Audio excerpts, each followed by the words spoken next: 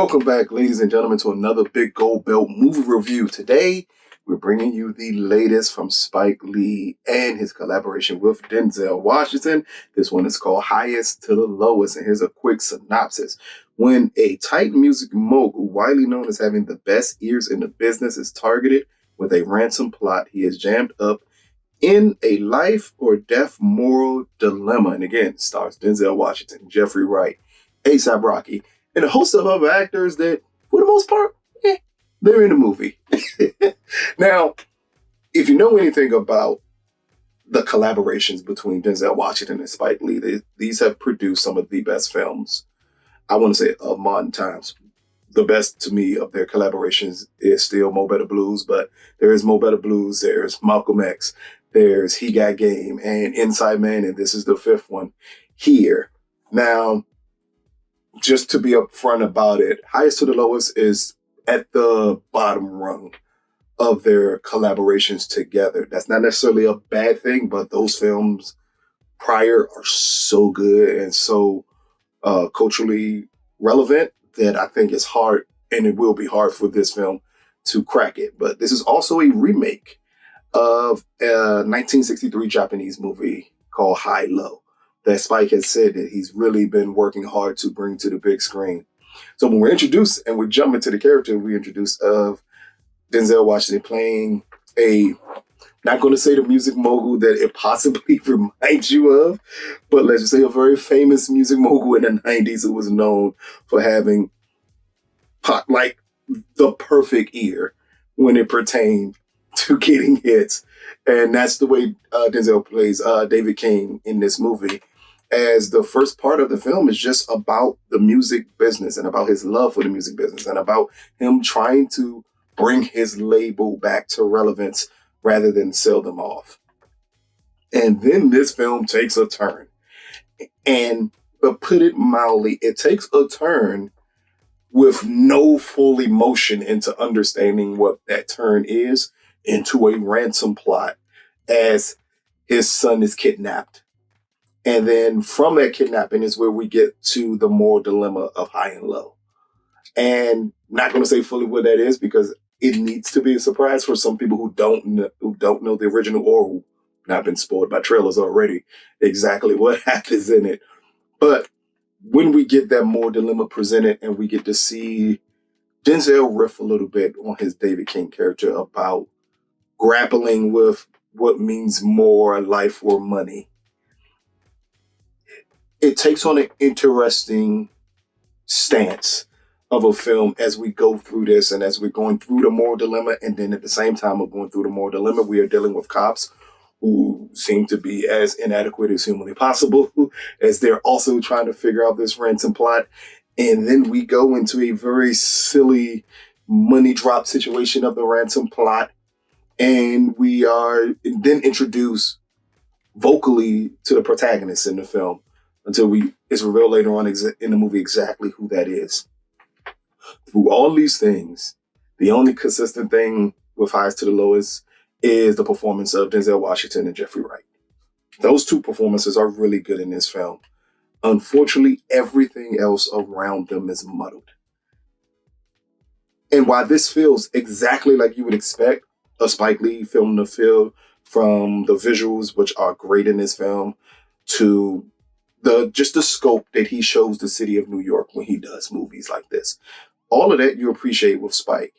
The problem here is it just doesn't feel like the plot is actually executed to be at any point in time thrilling, and very rarely does it pack the emotional weight that it needs to really make the moral dilemma here that Denzel goes through believable.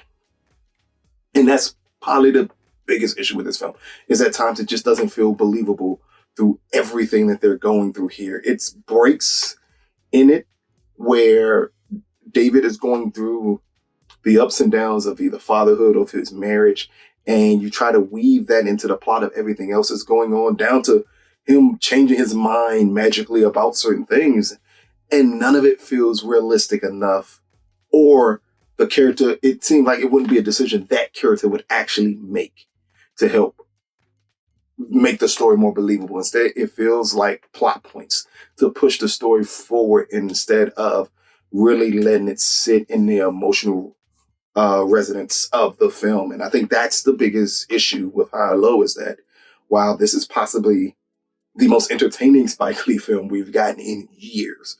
So I don't want you to think in any way I'm saying this is a bad film. It is still entertaining.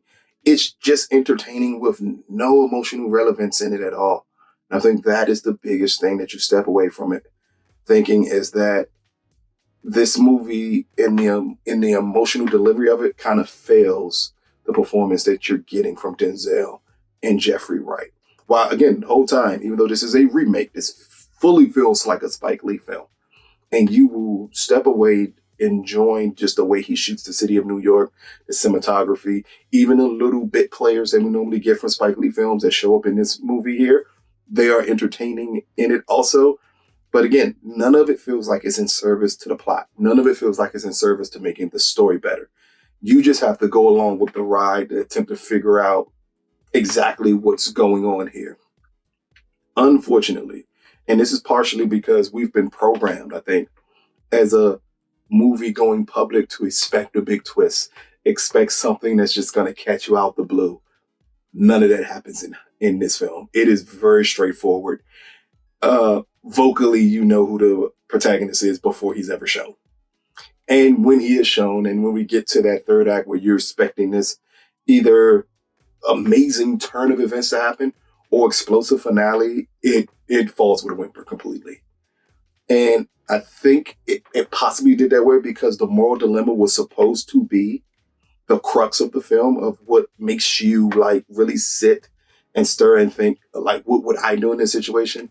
But when you want the moral dilemma to really lead the story and the plot, and it lacks the emotional depth in it to really engage your audience, I think then you're just stuck with a run-of-the-mill caper type film with two really good performances from Denzel Washington and Jeffrey Wright. And that's what you leave out here.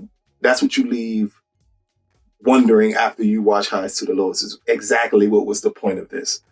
And if that was the point, and in the time, and if that was the point, and you decided to leave the emotional weight of it out of the story, it kind of makes you wonder: did we need another caper film that feels generic?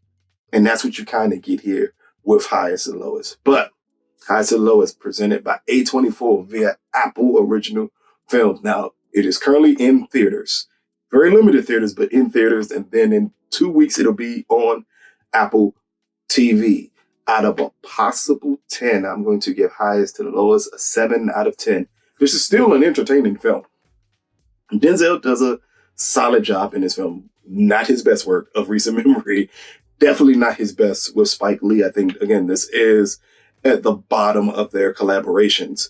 But it's still entertaining enough, and it's going to keep you engaged enough, even though the plot is so simple and it moves so simple.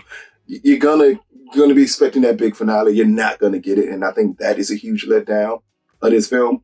But if you're just sitting here to watch two really good actors on screen give solid performances, that's what you're going to get out of here with Jeffrey Wright and Denzel Washington. I just wish the moral dilemma in this film, which I think could have changed the course of everything if they put a little bit more emotional weight behind that moral dilemma. Instead, it feels like in kind of typical Spike fashion, like the film moves so fast that it doesn't give the emotional weight of the dilemma time to breathe. And without that time to breathe, and at that time with the characters to truly sit in this decision, it feels like everything is made way too fast. And because of it, again, it just takes away you really feeling like, wow, this is powerful to have to go through this. Instead, it breezes through so fast that you're just stuck with wondering how they're going to figure out who did it. And once they figured out who did it, how are we going to get to the conclusion of the film? Again, not the best conclusion of a film, but nonetheless, if you are just in tune to watch Denzel Washington put on a solid performance and watch Jeffrey Wright, who I believe is possibly the greatest actor going right now, put in a really good performance. If that's what you're looking for, you're going to truly enjoy highest to the lowest. This has been another Big Gold Belt movie review. Peace, people.